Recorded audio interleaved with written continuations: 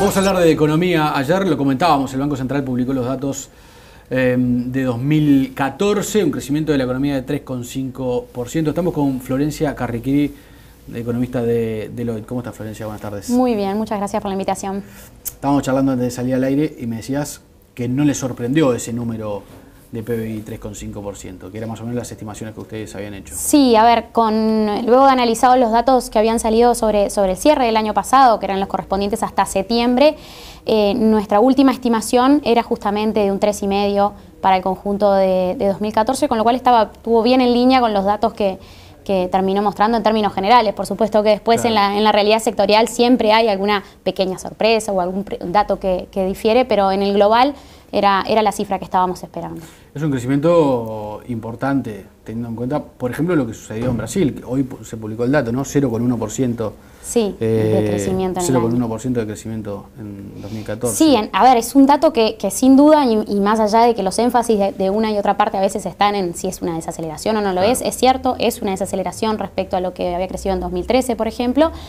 Pero de todas maneras, en el contexto actual, a nuestro juicio no deja de ser también una buena tasa de expansión la que terminó mostrando Uruguay en el 2014. Claro. Recién hablabas de Brasil, se está estancado, y si miramos al otro vecino, Argentina, las cifras oficiales dicen que creció muy levemente, pero la gran mayoría de las estimaciones privadas hablan de una recesión, de caídas de al menos 1,5% en el conjunto del año pasado, con lo cual, en ese contexto regional, ese crecimiento de 3,5% marca un desacople de Uruguay que no era normal en la historia de nuestro país, separarse, claro, digamos, de lo que pasaba en estos dos vecinos. Estamos viendo una gráfica, vamos a ver una gráfica, mejor dicho, ahí, que muestra lo que ha sucedido en Uruguay en la última década. Es realmente impresionante, ¿no? Digamos, un crecimiento de la economía constante que comenzó al final del gobierno de Jorge Valle y se mantuvo en estos últimos 10 años del gobierno del Frente Amplio. ¿Hay antecedentes de un desempeño así?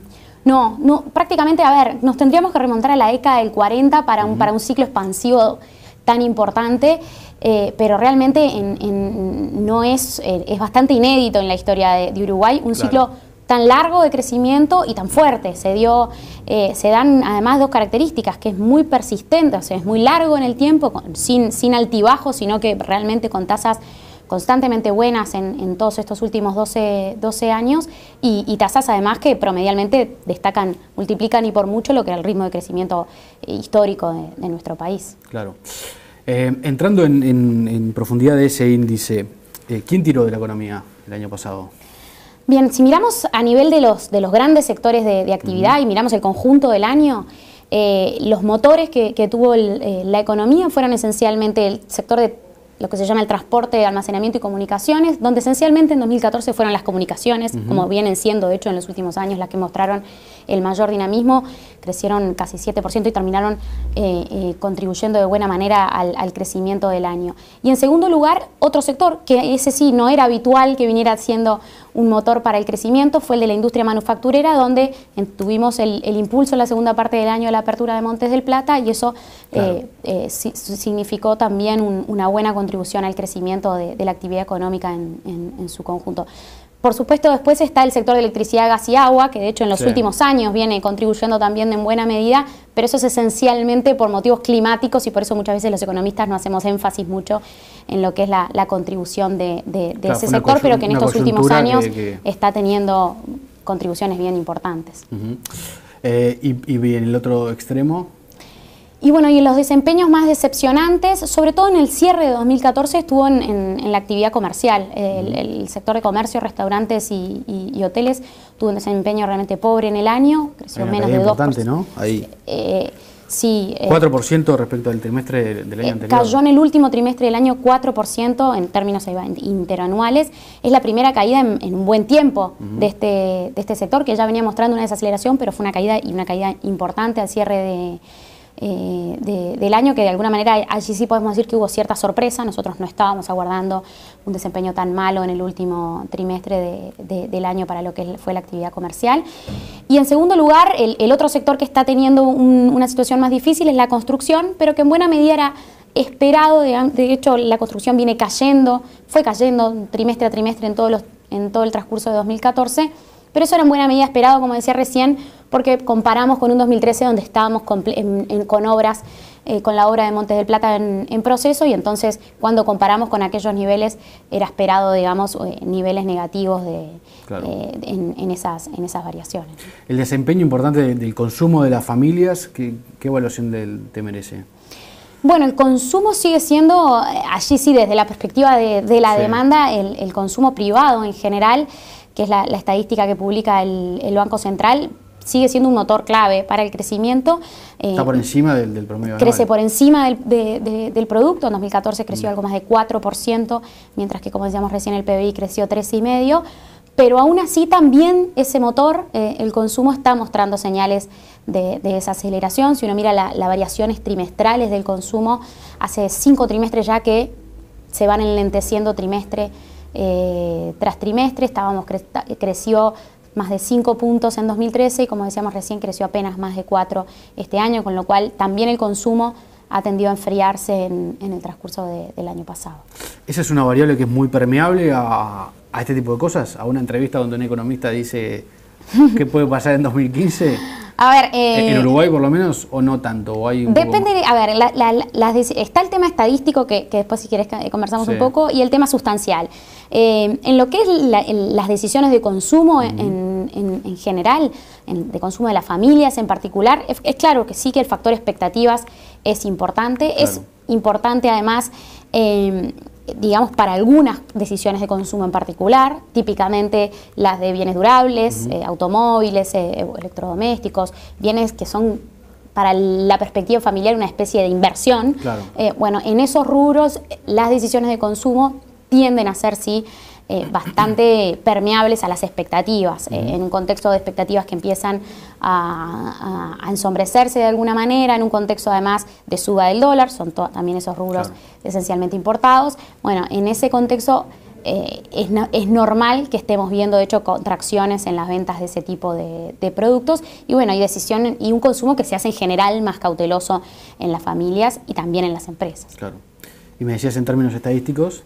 Bien, y en términos estadísticos, luego lo que efectivamente terminan reflejando los datos tiene también una dificultad, porque en la metodología de construcción de las cuentas nacionales, el consumo privado de alguna manera sale residualmente. Se estima la producción total, luego se estiman los distintos factores de la demanda, las exportaciones, la inversión, también las importaciones para completar cuál es la oferta total, y el consumo termina saliendo, el gasto público, las inversiones públicas, y el consumo termina saliendo, digamos, por diferencia, con lo cual todos los errores de estimación también terminan ensuciando esa medición, ¿no? Pero bueno, en términos de tendencia debería reflejar bastante bien lo que está pasando con el consumo en general de familias y empresas.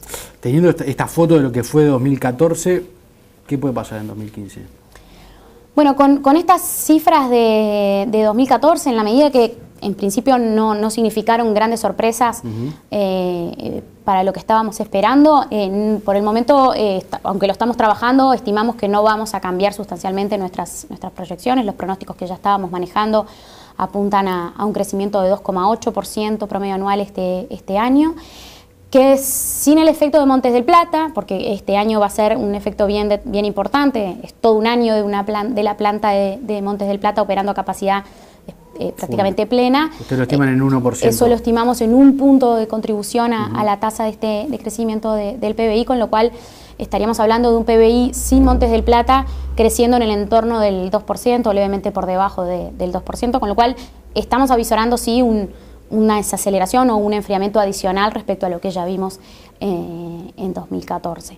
Y con algunos riesgos, además, en el horizonte, ¿no? Claro, antes de ir a eso, señalabas que en 2014 el tema de electricidad tuvo una influencia importante. Sí. Si hay un 2015 de poca lluvia, poco lluvioso, bueno, allí hay otro elemento adicional que puede terminar restando. Que no maneja un gobierno, ¿no? En esos pronósticos que mencionábamos recién, estamos asumiendo que el ritmo o el nivel del PBI en este sector, del valor agregado en el sector de electricidad, gas y agua, retorna a niveles promedio, con lo cual implícitamente ya estamos manejando en ese pronóstico cierta contracción en lo que es el valor agregado en electricidad, en la generación de electricidad gas y agua, porque realmente parece difícil suponer que se van a mantener los niveles de hidraulicidad que mantuvimos en 2014. Claro.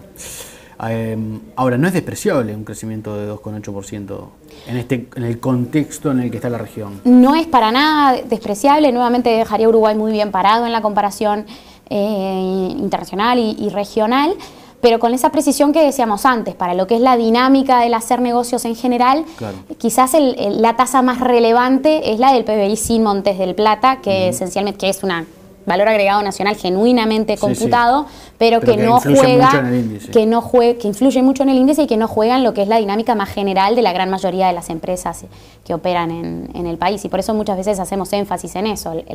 El PBI sin ese proyecto va a estar creciendo bastante menos, con lo cual el dinamismo de los negocios en general, claro, va a tener un enfriamiento adicional. ¿Qué puede hacer Uruguay para seguir siendo atractivo?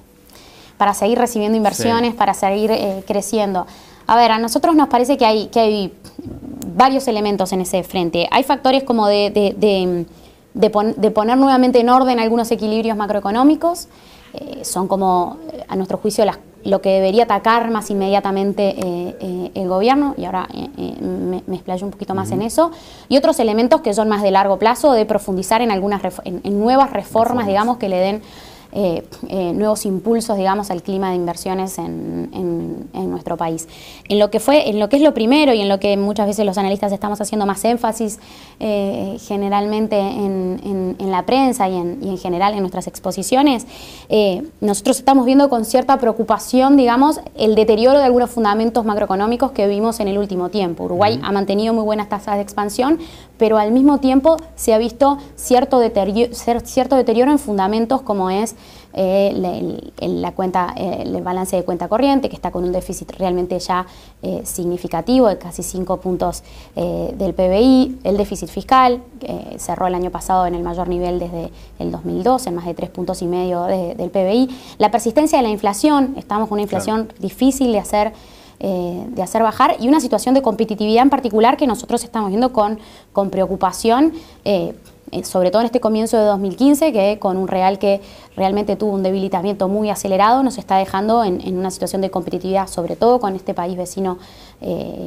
tan importante como es Brasil, realmente muy mala.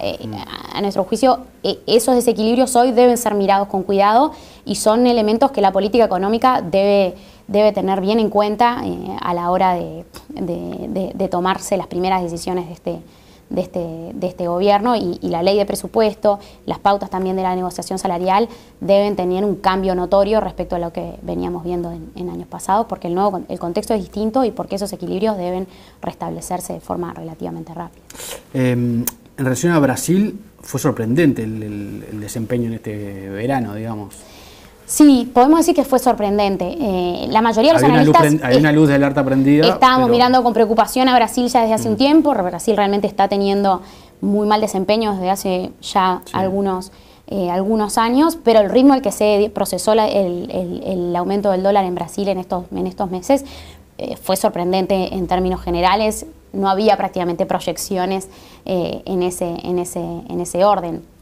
La mayoría de los analistas, como decía, estábamos aguardando sí tendencialmente un dólar a la suba en Brasil, pero no al ritmo en que se terminó dando en este comienzo de año. Con lo cual, desde esa perspectiva sí fue una sorpresa. Es otro elemento más para el gobierno uruguayo a tener en cuenta. Hablabas recién de lo que va a ser la elaboración del presupuesto este año, algo que habitualmente genera mucho conflicto político, es natural que sea así, y seguramente va a ser así este año. Ahora hay otras herramientas que tiene un gobierno. Los impuestos son una. En la campaña electoral se dijo, todos los partidos dijeron que no iban a subir impuestos, es casi una norma. Pero ¿tú crees que es posible, que hay una alternativa de ese lado? ¿Hay margen para hacer un ajuste por ese lado? Desde el punto de vista económico, ¿no? Porque la decisión política... Sí, la decisión política es todavía más difícil. Nosotros tendemos a pensar que es difícil que se vaya por el camino de aumentar impuestos en el contexto actual. Y, como decía recién, fue bastante descartado en general en la campaña electoral, y políticamente, además, más allá de lo económico, políticamente es realmente difícil pensar en que haya espacio para negociar aumentos de impuestos. Si es difícil de por sí negociar moderaciones en el gasto, claro, ese camino nos parece que debería ser el más factible de imaginar para ir procesando una mejora de las cuentas públicas en los próximos años. A priori nosotros no estamos contemplando que haya aumentos de impuestos en el horizonte cercano. Quiere decir que para vos es ajustar la canilla del gasto. Esencialmente es ajustar el ritmo al que venía aumentando el gasto público. En 2014 volvimos a tener un aumento del gasto significativo, sí, bastante mayor al del PBI. Este año deberíamos ver que en la nueva ley de presupuesto los aumentos del gasto que se comprometan sean notoriamente menores, que vayan disminuyendo que el gasto vaya disminuyendo su peso en el PBI, porque verdaderamente las cuentas públicas tienen que mejorar desde los niveles en los que cerraron 2014. Y el nivel de privados, contemplar lo que puede ser una negociación con otros elementos arriba de la mesa. Sí, allí donde quizás está también otro desafío importante de este año. La gran mayoría de las rondas de negociación salarial ya fueron, ya tienen pautados los aumentos de 2015, pero bueno, al menos lo que va a ser las pautas para la próxima ronda deberían estar contemplando sí un escenario bien diferente, con aumentos de salario real menores a los que veníamos viendo en los últimos años, más ajustados a lo que va a ser el crecimiento de la productividad en los próximos años, pero también a nuestro juicio sería deseable ir procesando una desindexación de esos salarios, porque la forma de ajuste, digamos, en los que se están negociando, que es inflación pasada más aumento, le pone una inercia, digamos, a la inflación muy significativa, y un círculo que hace realmente vicioso, que hace realmente muy difícil moderar la inflación que ha venido bajando en este último tiempo, pero que sigue en el entorno del 8%. Decías hoy que hay algunas reformas estructurales que también debería hacer o llevar adelante el gobierno, impulsar el gobierno, para que el país siga siendo atractivo para la llegada de capitales. Sí. ¿Qué visualizan ahí? A ver, reformas de distinta índole, por decir algunas de las que son evidentemente más importantes y que tampoco vamos a ser muy novedosos en ese sentido. Sí. La educación es una crisis que hay que resolver de cara a lograr mejoras en nuestro capital humano. La infraestructura, otro de las grandes inversiones y cuellos de botella que hay que superar de cara a seguir creciendo saludablemente en los próximos años. A nivel de la inserción internacional, nos parece que también hay cambios a llevar adelante. El Mercosur evidentemente no ha logrado ser lo que pretendió ser en sus inicios, y bueno, y nos parece que Uruguay debe lograr salir también del encierro regional para hacer una economía más abierta y más en contacto, digamos, con el resto del mundo, porque si hoy no hacer nada es retroceder. El resto del mundo está avanzando en más y más acuerdos de libre comercio, y eso nos está dejando ya en situaciones de desventaja en una cantidad de sectores con clientes importantes, con mercados importantes. Esas son acciones que de todas maneras no van a dar resultado para 2015 ni para Exactamente, 2016. Y por eso hablaba de lo inmediato y de lo importante para el mediano y largo plazo, para que Uruguay logre sostener tasas de crecimiento del 3,5% tendencialmente como tendencia en los próximos años. Bueno, es necesario ir operando también sobre otros elementos que hacen de forma decidida al clima de inversiones y al atractivo que es Uruguay para seguir recibiendo inversiones. Florencia, gracias por haber venido. Por favor, gracias a ustedes.